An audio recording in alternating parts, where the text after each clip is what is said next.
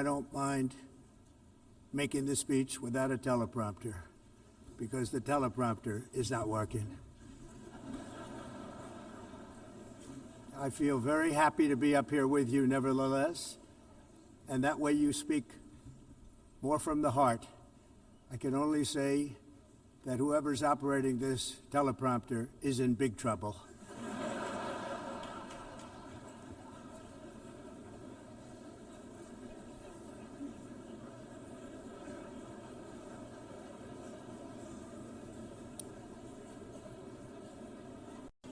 Hello, Madam First Lady. Thank you very much for being here. And Madam President, Mr. Secretary General, First Lady of the United States, distinguished delegates, ambassadors, and world leaders. 6 years have passed since I last stood in this grand hall and addressed a world that was prosperous and at peace in my first term. Since that day, the guns of war have shattered the peace I forged on 2 continents. An era of calm and stability gave way to one of the great crises of our time. And here in the United States, 4 years of weakness, lawlessness, and radicalism under the last administration delivered our nation into a repeated set of disasters. 1 year ago, our country was in deep trouble, but today, just 8 months into my administration, we are the hottest country anywhere in the world, and there is no other country even close. America is blessed with the strongest economy, the strongest borders, the strongest military, the strongest friendships, and the strongest spirit of any nation on the face of the earth. This is indeed the golden age of America. We are rapidly reversing the economic calamity we inherited from the previous administration, including ruinous price increases and record-setting inflation we've never had before. Under my leadership, energy costs are down, gasoline prices are down, grocery prices are down, mortgage rates are down, and inflation has been defeated. The only thing that's up is the stock market, which just hit a record high. In fact, it hit a record high 48 times in the last short period of time. Growth is surging, manufacturing is booming. The stock market, as I said, is doing better than it's ever done. And all of you in this room benefit by that, almost everybody. And importantly, workers' wages are rising at the fastest pace in more than 60 years. And that's what it's all about, isn't it? In 4 years of President Biden, we had less than $1 trillion of new investment into the United States. In just 8 months since I took office, we have secured commitments and money already paid for $17 trillion. Think of it, 4 years, less than $1 trillion, 8 months, much more than $17 trillion is being invested in the United States, and it's now pouring in from all parts of the world. We've implemented the largest tax cuts in American history and the largest regulation cuts in American history, making this once and again the best country on earth to do business. And many of the people in this room are investing in America, and it's turned out to be an awfully good investment during this 8-month period. In my first term, I built the greatest economy in the history of the world. We had the best economy ever, history of the world. And I'm doing the same thing again, but this time it's actually much bigger and even better. The numbers far surpass my record-setting first term. On our southern border, we have successfully repelled a colossal invasion, and for the last 4 months, and that's 4 months in a row, the number of illegal aliens admitted and entering our country has been 0. Hard to believe, because if you look back just a year ago, it was millions and millions of people pouring in from all over the world, from prisons, from mental institutions, drug dealers, all over the world they came. They just poured into our country with the ridiculous open border policy of the Biden administration. Our message is very simple. If you come illegally into the United States, you're going to jail, or you're going back to where you came from, or perhaps even further than that. You know what that means. I want to thank the country of El Salvador for the successful and professional job they've done in receiving and jailing so many criminals that entered our country.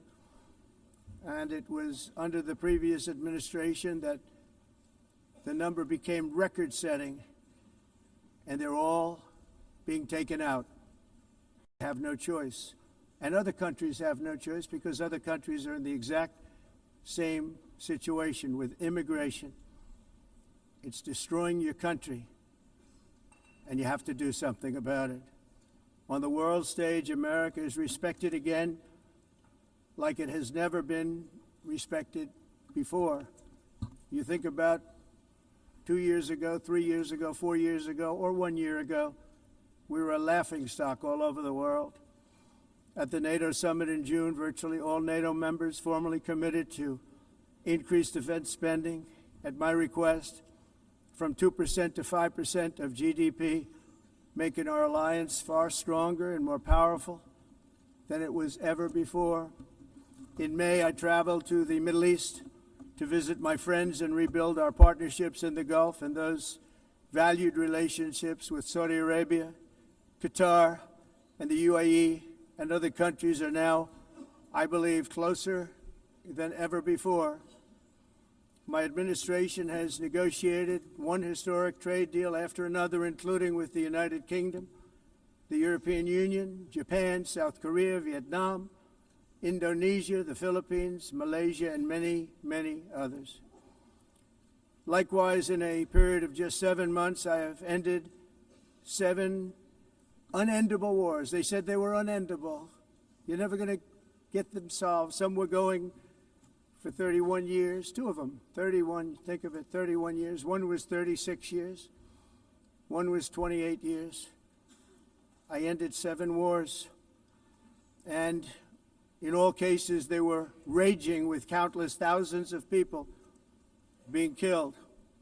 This includes Cambodia and Thailand, Kosovo and Serbia, the Congo and Rwanda, a vicious, violent war that was, Pakistan and India, Israel and Iran, Egypt and Ethiopia, and Armenia and Azerbaijan. It included all of them. No president or prime minister, and for that matter, no other country has ever done anything close to that. And I did it in just 7 months. It's never happened before. There's never been anything like that. I'm very honored to have done it. It's too bad that I had to do these things instead of the United Nations doing them. And sadly, in all cases, the United Nations did not even try to help in any of them. I ended 7 wars, dealt with the leaders of each and every one of these countries, and never even received a phone call from the United Nations offering to help in finalizing the deal. All I got from the United Nations was an escalator that on the way up stopped right in the middle. If the First Lady wasn't in great shape, she would have fallen, but she's in great shape. We're both in good shape. We both stood. And then a teleprompter that didn't work. These are the 2 things I got from the United Nations, a bad escalator and a bad teleprompter. Thank you very much. And by the way, it's working now. It just went on. Thank you. I think I should just do it the other way. It's easier. Thank you very much. I didn't think of it at the time because I was too busy working to save millions of lives. That is the saving and stopping of these wars. But later I realized that the United Nations wasn't there for us. They weren't there. I thought of it really after the fact, not during these negotiations, which were not easy. That being the case, what is the purpose of the United Nations? The UN has such tremendous potential. I've always said it. It has such tremendous, tremendous potential, but it's not even coming close to living up to that potential. For the most part, at least for now, all they seem to do is write a really strongly worded letter and then never follow that letter up. It's empty words, and empty words don't solve war. The only thing that solves war and wars is action. Now, after ending all of these wars and also earlier negotiating the Abraham Accords, which is a very big thing for which our country received no credit, never receives credit. Everyone says that I should get the Nobel Peace Prize for each one of these achievements. But for me, the real prize will be the sons and daughters who live to grow up with their mothers and fathers, because millions of people are no longer being killed in endless and unglorious wars. What I care about is not winning prizes, it's saving lives. We saved millions and millions of lives with the 7 wars. And we have others that we're working on, and you know that. Many years ago, a very successful real estate developer in New York, known as Donald J. Trump, I bid on the renovation and rebuilding of this very United Nations complex. I remember it so well. I said at the time that I would do it for $500 million, rebuilding everything. It would be beautiful. I used to talk about, I'm going to give you marble floors. They're going to give you terrazzo. I'm going to give you the best of everything. You're going to have mahogany walls. They're going to give you plastic. But they decided to go in another direction, which was much more expensive at the time, and which actually produced a far inferior product. And I realized that they did not know what they were doing when it came to construction, and that their building concepts were so wrong, and the product that they were proposing to build was so bad and so costly. It was going to cost them a fortune. And I said, and wait till you see the overruns. Well, I turned out to be right. They had massive cost overruns and spent between $2 and $4 billion on the building and did not even get the marble floors that I promised them. You walk on terrazzo. Do you notice that? As far as I'm concerned, frankly, looking at the building and getting stuck on the escalator, they still haven't finished the job. They still haven't finished. That was years ago. The project was so corrupt that Congress actually asked me to testify before them on the tremendous waste of money, because it turned out that they had no idea what it was, but they knew it was anywhere between $2 and $4 billion as opposed to $500 million with a guarantee. But they had no idea, and I said it cost much more than $5 billion. Unfortunately, many things in the United Nations are happening just like that, but on an even much bigger scale, much, much bigger. Very sad to see. Whether the UN can manage to play a productive role, I've come here today to offer the hand of American leadership and friendship to any nation in this assembly that is willing to join us in forging a safer, more prosperous world. And it's a world that we'll be much happier with. A dramatically better future is within our reach. But to get there, we must reject the failed approaches of the past and work together to confront some of the greatest threats in history. There is no more serious danger to our planet today than the most powerful and destructive weapons ever devised by man, of which the United States, as you know, has many. Just as I did in my first term, I've made containing these threats a top priority, starting with the nation of Iran. My position is very simple. The world's #1 sponsor of terror can never be allowed to possess the most dangerous weapon. That's why, shortly after taking office, I sent the so-called Supreme Leader a letter making a generous offer. I extended a pledge of full cooperation in exchange for a suspension of Iran's nuclear program.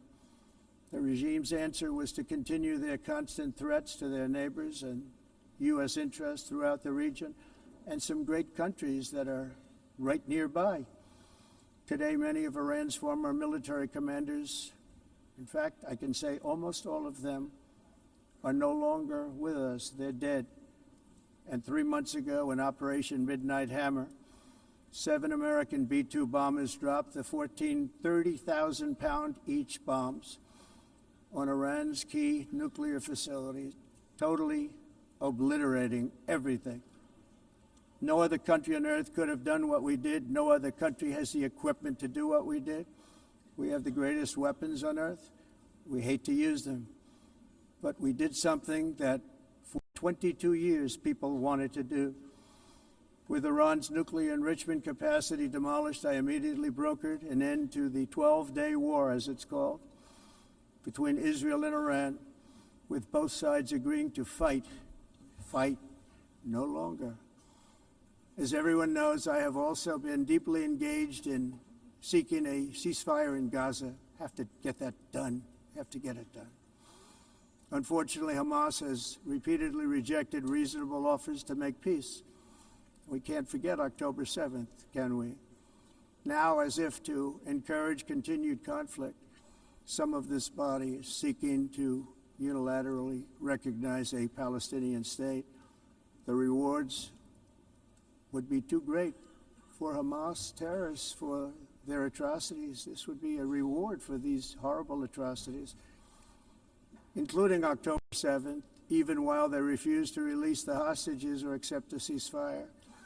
Instead of giving to Hamas and giving so much, because they've taken so much, they have taken so much. This could have been solved so long ago. But instead of giving in to Hamas's ransom demands, those who want peace should be united with one message: release the hostages now. Just release the hostages now. Thank you.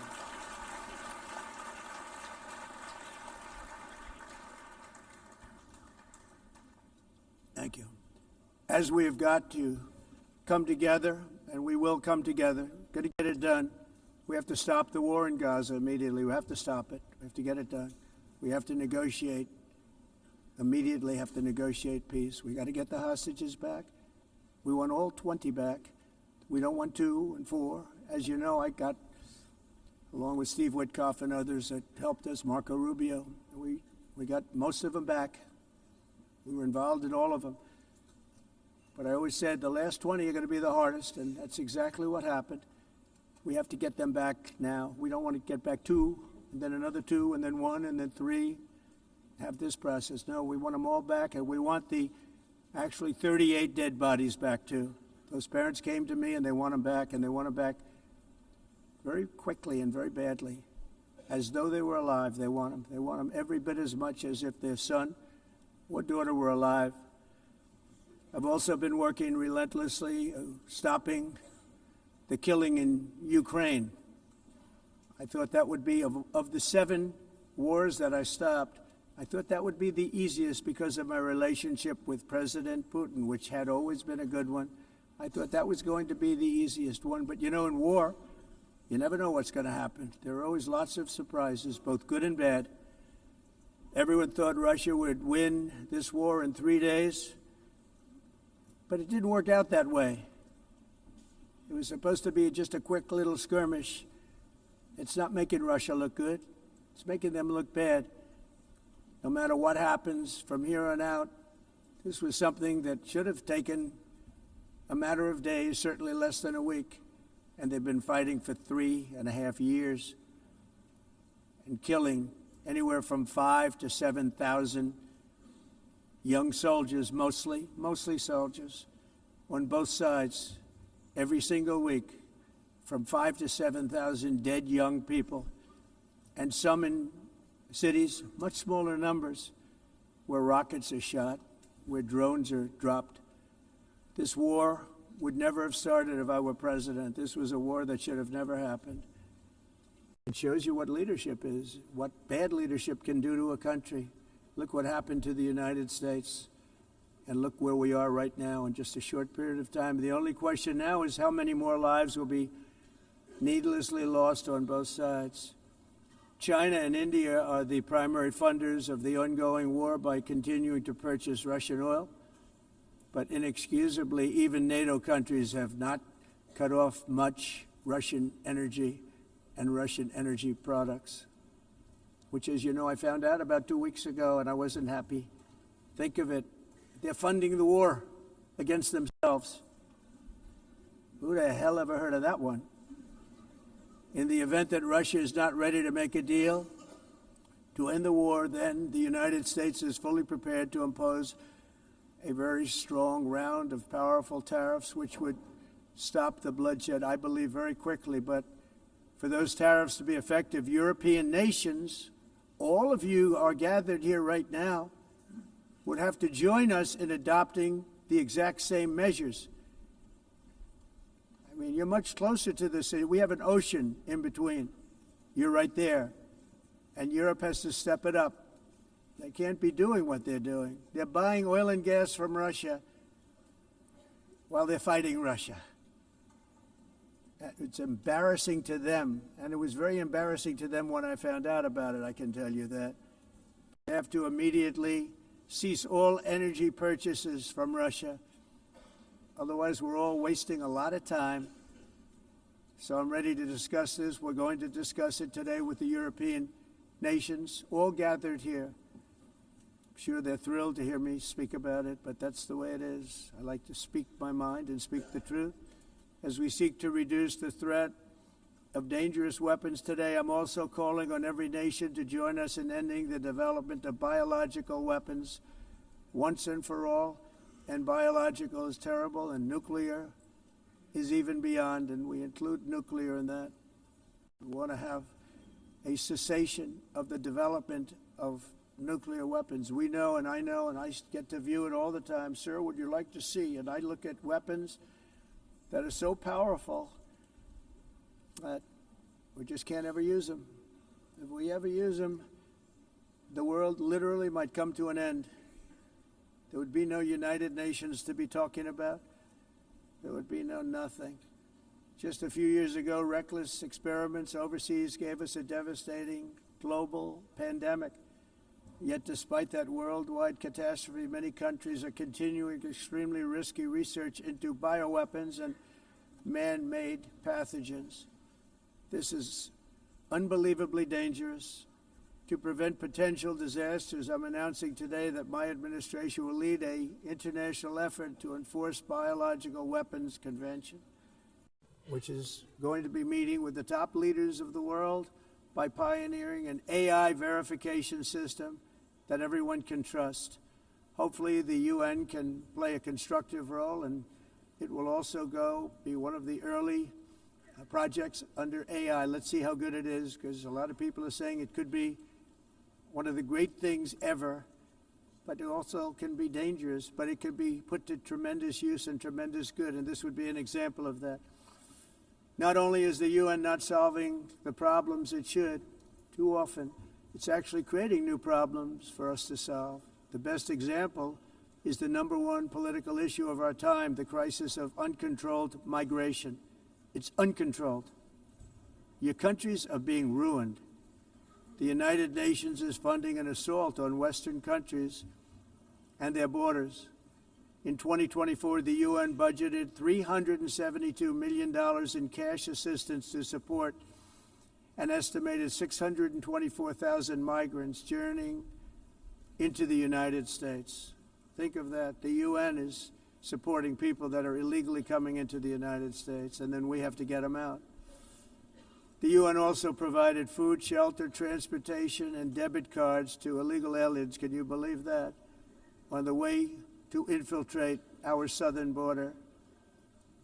Millions of people came through that southern border. Just a year ago, millions and millions of people were pouring in, 25 million altogether over the 4 years of the incompetent Biden administration. And now we have it stopped, totally stopped. In fact, they're not even coming anymore because they know they can't get through. But what took place is totally unacceptable. The UN is supposed to stop invasions, not create them and not finance them. In the United States, we reject the idea that mass numbers of people from foreign lands can be permitted to travel halfway around the world, trample our borders, violate our sovereignty, cause unmitigated crime, and deplete our social safety net. We have reasserted that America belongs to the American people, and I encourage all countries to take their own stand in defense of their citizens as well. You have to do that because I see it. I'm not mentioning names. I see it, and I could call every single one of them out. You're destroying your countries. They're being destroyed. Europe is in serious trouble. They've been invaded by a force of illegal aliens like nobody's ever seen before. Illegal aliens are pouring into Europe. Nobody is ever, and nobody's doing anything to change it, to get them out. It's not sustainable. And because they choose to be politically correct, they're doing just absolutely nothing about it. And I have to say, I look at London, where you have a terrible mayor, terrible mayor, and it's been so changed. Now they want to go to Sharia law, but you're in a different country. You can't do that. Both the immigration and their suicidal energy ideas will be the death of Western Europe if something is not done immediately. This cannot be sustained. What makes the world so beautiful is that each country is unique. But to stay this way, every sovereign nation must have the right to control their own borders. You have the right to control your borders, as we do now, and to limit the sheer numbers of migrants entering their countries and paid for by the people of that nation that were there and that built that particular nation at the time. They put their blood, sweat, tears, money into that country, and now they're being ruined. Proud nations must be allowed to protect their communities and prevent their societies from being overwhelmed by people they have never seen before, with different customs, religions, with different everything. Where migrants have violated laws, lodged false asylum claims, or claimed refugee status for illegitimate reasons, they should, in many cases, be immediately sent home. And while we will always have a big heart for places and people that are struggling and truly compassionate, answers will be given. We have to solve the problem, and we have to solve it in their countries, not create new problems in our countries. And we are very helpful to a lot of countries that are just not able to send their people anymore. They used to send them to us in caravans of 25,000, 30,000 people each. These massive caravans of people pouring into our country, totally unchecked and unvetted. But not anymore.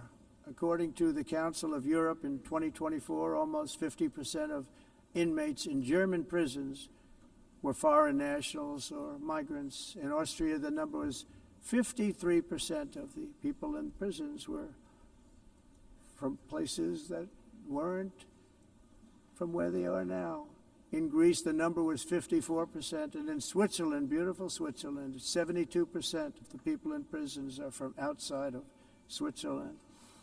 When your prisons are filled with so-called asylum seekers who repaid kindness, and that's what they did, they repaid kindness with crime, it's time to end the failed experiment of open borders. You have to end it now. See, I can tell you, I'm really good at this stuff. Your countries are going to hell. In America, we've taken bold action to swiftly shut down uncontrolled migration.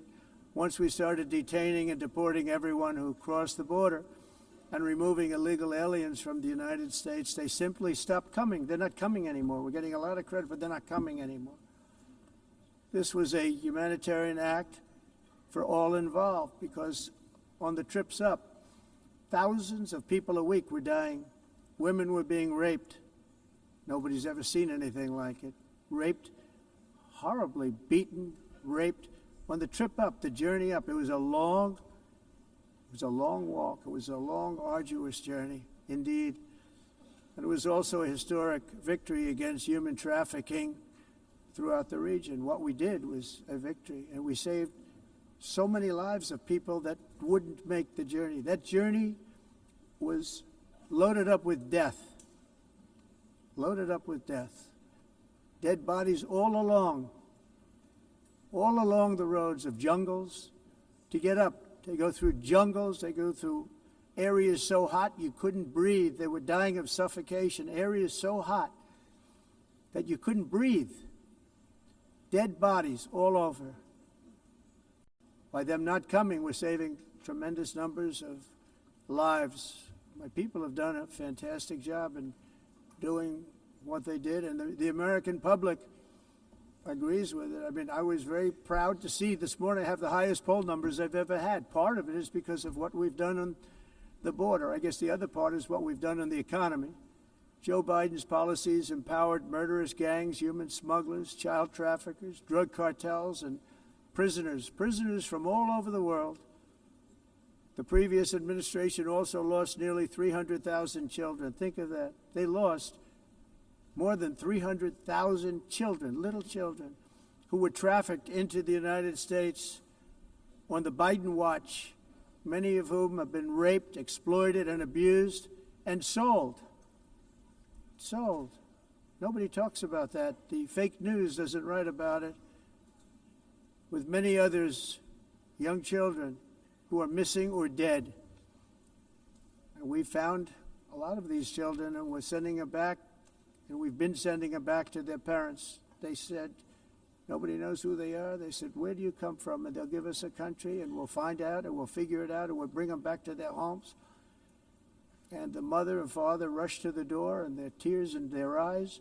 They can't believe that they're seeing their son or daughter, their little son or daughter again.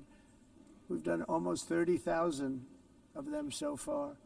Any system that results in the mass trafficking of children is inherently evil. Yet that is exactly what the globalist migration agenda has done, and it's what it's all about. In America, those days, as you know, are over. The Trump administration is working, and we are continuing to work to track down the villains that are causing this problem, and also, as I said, to get back the 30,000 we've already returned. Now I think we're going to have another. We're going to find a lot. You're not going to find all of them. 300, more than 300,000. They're lost or they're dead. They're lost or they're dead because of the animals that did this. To protect our citizens, I've also designated multiple savage drug cartels as far as and you see this, and you see it happening right before your eyes. Let's put it this way. People don't like taking big loads of drugs in boats anymore. There aren't too many boats that are traveling on the seas by Venezuela. They tend not to want to travel very quickly anymore.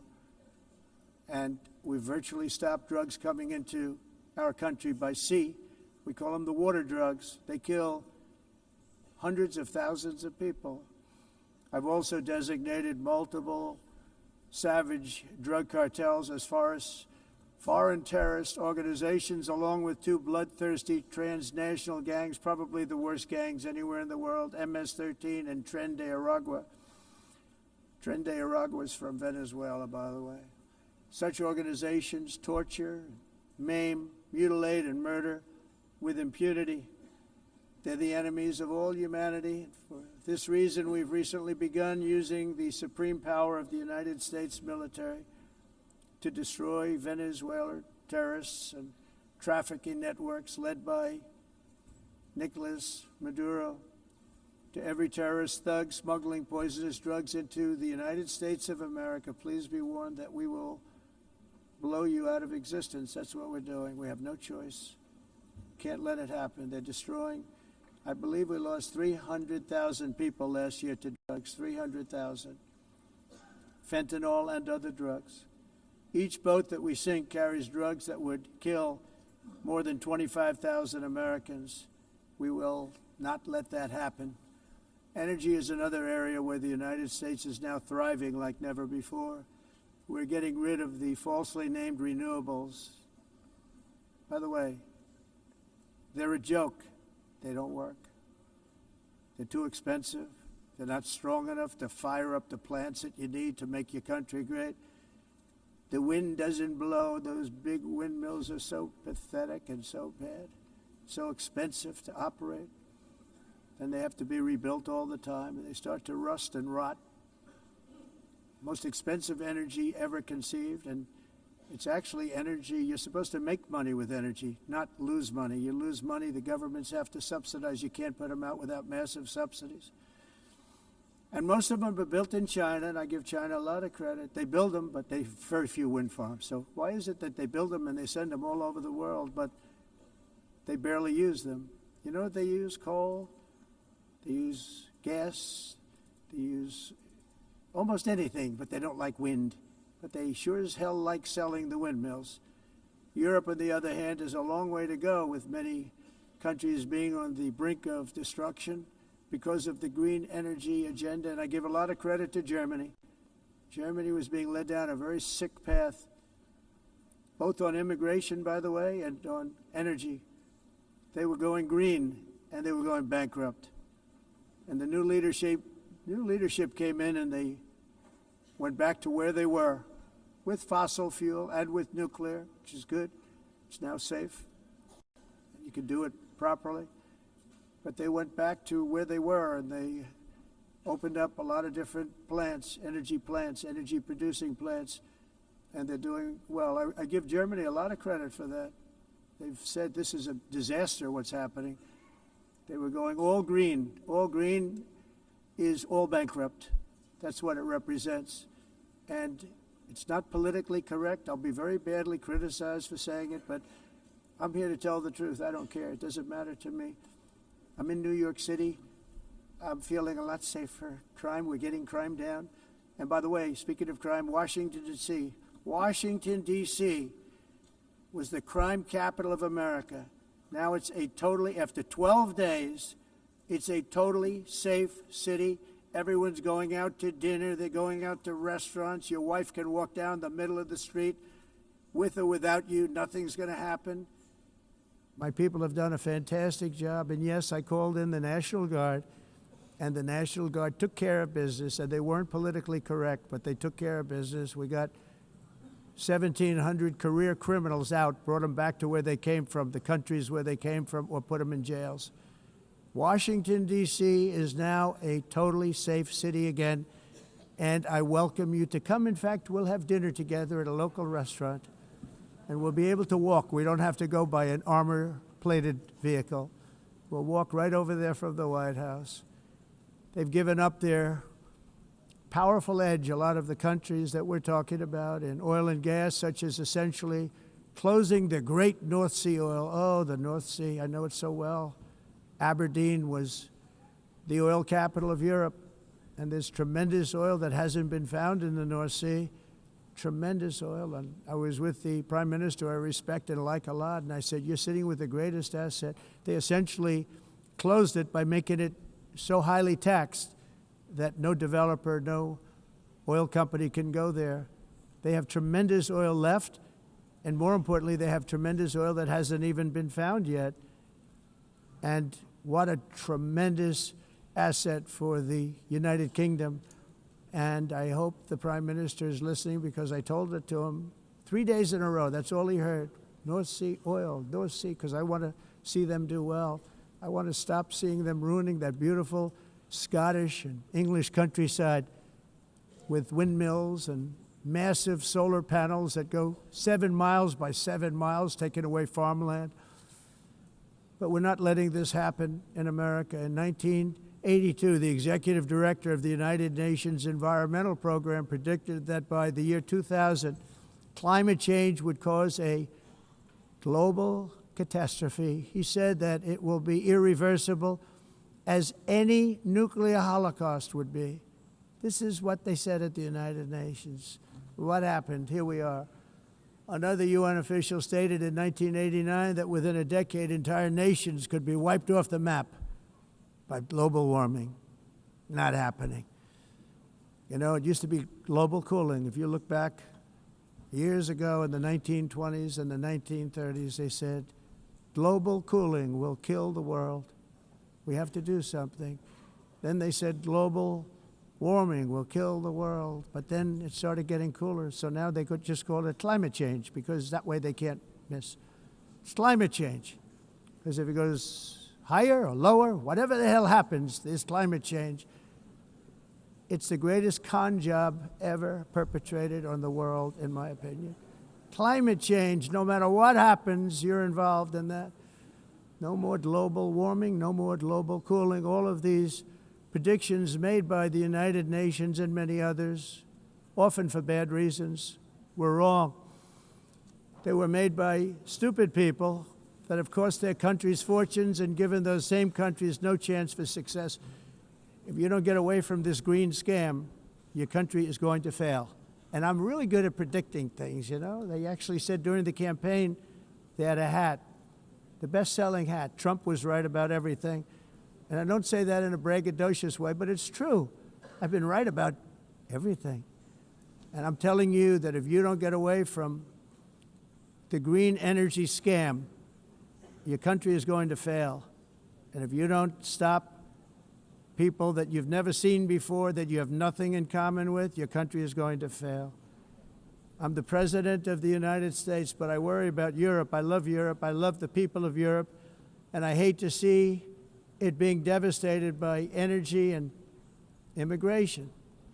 This double-tailed monster destroys everything in its wake, and they cannot let that happen any longer. You're doing it because you want to be nice.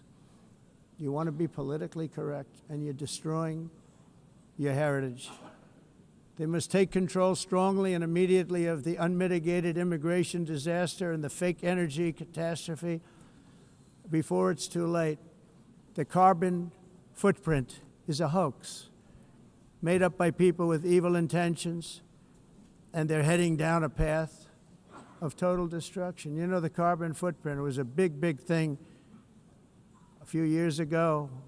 I remember hearing about the carbon footprint, and then President Obama would get into Air Force One, a massive Boeing 747, and not a new one, an old one with old engines that spew everything into the atmosphere.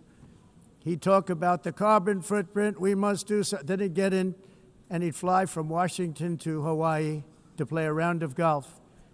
And then he'd get back onto that big, beautiful plane and he'd fly back and he'd talk about, again, global warming and the carbon footprint.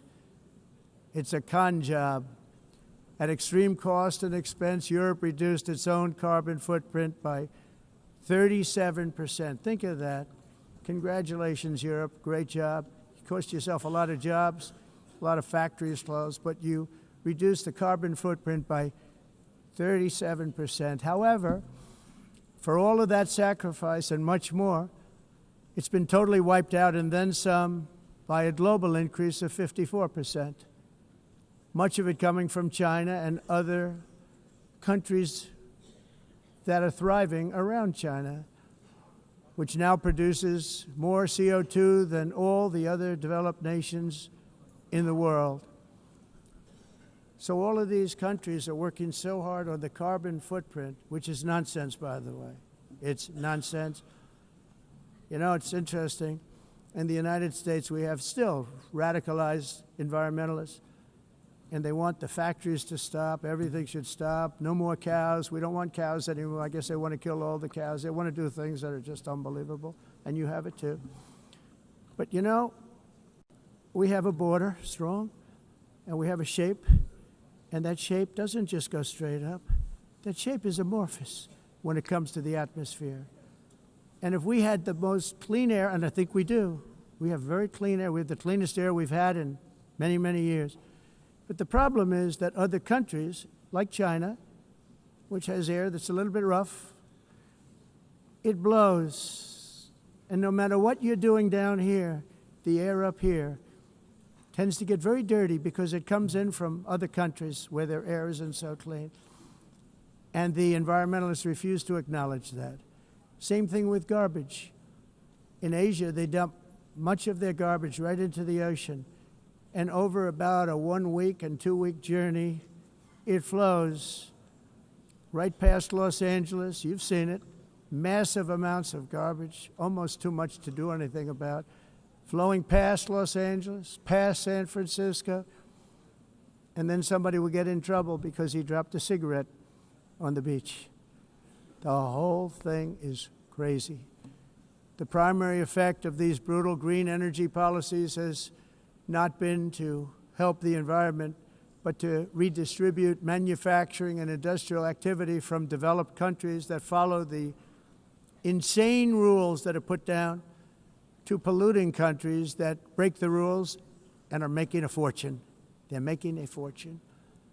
European electricity bills are now 4 to 5 times more expensive than those in China, and 2 to 3 times higher than the United States. And our bills are coming way down. You probably see that our gasoline prices are way down. You know, we have an expression, drill, baby, Nós drill. reduzimos And os that's what we're custos doing.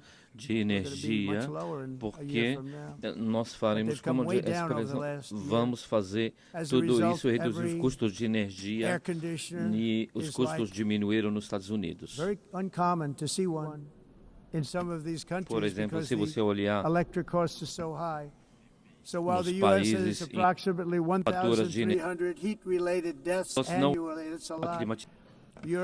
mas nós nos Estados Unidos conseguimos usar eles e evitar aumento da temperatura, porque é muito caro também usar nada e ninguém usa isso. The entire globalist concept of asking successful industrialized nations to inflict pain on themselves and radically disrupt their entire societies must be rejected completely and totally, and it must be immediate. That's why in America I withdrew from the fake Paris Climate Accord, where, by the way, America was paying so much more than every country. Others weren't paying. China didn't have to pay until 2030. Russia was given an old standard that was easy to meet, a 1990 standard. But for the United States, we're supposed to pay like $1 trillion. And I said, this is another scam. The fact is, the United States has been taken advantage of by the world for many, many years, but not any longer, as you probably noticed. I unleashed massive energy production and signed historic executive orders to hunt for oil, but we don't have to do much hunting because we have the most oil of any nation anywhere, oil and gas in the world. And if you add coal, we have the most of any nation in the world. Clean, I call it clean, beautiful coal. You can do things today with coal that you couldn't have done 10 years ago, 15 years. So I have a little standing order in the White House. Never use the word coal, only use the words clean, beautiful coal. Sounds much better, doesn't it? But we stand ready to provide any country with abundant, affordable energy supplies if you need them, when most of you do. We're proudly exporting energy all over the world. We're now the largest exporter. In the United States, we want trade and robust commerce with all nations, everybody. We want to help nations. We're going to help nations. But it must also be fair and reciprocal. The challenge with trade is much the same with climate. The countries that followed the rules, all their factories have been plundered.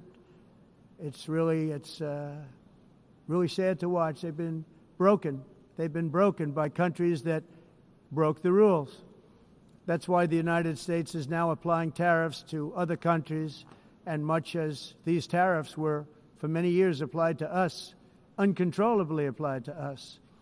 We've used tariffs as a defense mechanism under the Trump administration, including my first term, where hundreds of billions of dollars in tariffs were taken in. And by the way, we had the lowest inflation, and now we have very low inflation. The only thing different is that we have hundreds of billions of dollars flowing into our country. But this is how we will ensure that the system works for everyone and is sustainable into the future. We're also using tariffs to defend our sovereignty and security throughout the world, including against nations that have taken advantage of former U.S. administrations for decades, including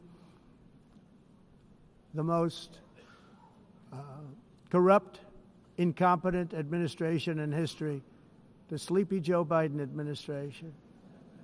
Brazil now faces major tariffs in response to its unprecedented efforts to interfere in the rights and freedoms of our American citizens and others, with censorship, repression, weaponization, judicial corruption, and targeting of political critics in the United States. I have a little problem saying this because I must tell you, I was walking in and the leader of Brazil was walking out. We saw him, and I saw him, he saw me, and we embraced. And then I'm saying, can you believe I'm going to be saying this in just 2 minutes? But we actually agreed that we would meet next week. We didn't have much time to talk, like about 20 seconds. They were in retrospect, I'm glad I waited because this thing didn't work out too well. But we did talk. We had a good talk, and we agreed to meet next week, if that's of interest. But he seemed like a very nice man, actually. He liked me, I liked him. But if you, and I only do business with people I like. When I don't like them, I don't like them. But we had, at least for about 39 seconds, we had excellent chemistry. It's a good sign. But also in the past, Brazil, can you believe this, unfairly tariffed our nation, but now because of our tariffs, we are hitting them back, and we're hitting them back very hard. As president, I will always defend our national sovereignty and the rights of American citizens. So I'm very sorry to say this, that Brazil is doing poorly and will continue to do poorly. They can only do well when they're working with us. Without us, they will fail, just as others have failed. It's true. Next year, the United States will celebrate the 250th anniversary of our glorious independence, a testament to enduring power and American freedom and spirit. We will also be proudly hosting the 2026 FIFA World Cup, and shortly thereafter, the 2028 Olympics, which is going to be very exciting. I hope you all come. I hope that countless people from all over the globe will take part of these will be great celebrations of liberty and human achievement, and that together we all can rejoice in the miracles of history that began in July 4th, 1776, when we founded the light to all nations. And it's something really that an amazing thing came out of that date. It's called the United States of America. In honor of this momentous anniversary, I hope that all countries who find inspiration in our example will join us in renewing our commitment, values, and those values, really, that we hold so dear. Together, let us defend free speech and free expression. Let us protect religious liberty, including for the most persecuted religion on the planet today. It's called Christianity. And let us safeguard our sovereignty and cherish qualities that have made each of our nations so special, incredible, and extraordinary. In closing, I just want to repeat that immigration and the high cost of so-called green renewable energy is destroying a large part of the free world and a large part of our planet. Countries that cherish freedom are fading fast because of their policies on these two subjects. You need strong borders and traditional energy sources if you are going to be great again. Whether you have come from north or south, east or west, near or far, every leader in this beautiful hall today represents a rich culture, a noble history, and a proud heritage that makes each nation majestic and unique, unlike anything else in human history or any other place on the face of the earth.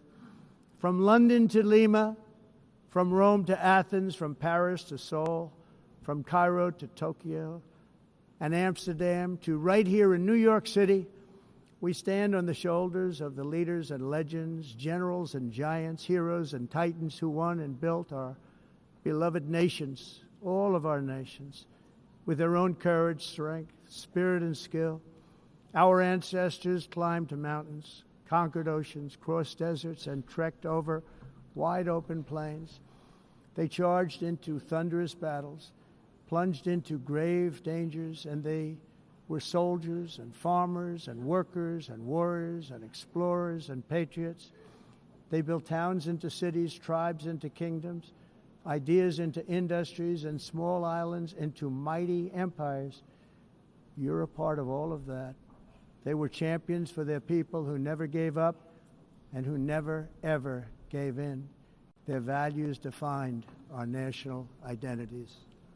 Their visions forged our magnificent destiny. Everybody in this room is a part of it in your own way. Each of us inherits the deeds and the myths the triumphs, the legacies of our own heroes and founders who so bravely showed us the way. Our ancestors gave everything for homelands that they defended with pride, with sweat, with blood, with life, and with death. Now the righteous task of protecting the nations that they built belongs to each and every one of us. So together let us uphold our sacred duty to our people and to our citizens. Let us protect their borders, ensure their safety, preserve their cultures, treasure, and traditions, and fight for their precious dreams and their cherished freedoms. And in friendship and really a beautiful vision, let us all work together to build a bright, beautiful planet, a planet that we all share, a planet of peace and a world that is richer, better, and more beautiful than ever before. That can happen. It will happen. It will happen, and I hope it can happen and start right now, right at this moment. We'll turn it around. We're going to make our countries better, safer, more beautiful. We're going to take care of our people. Thank you very much. It's been an honor. God bless the nations of the world. Thank you very much. Bye.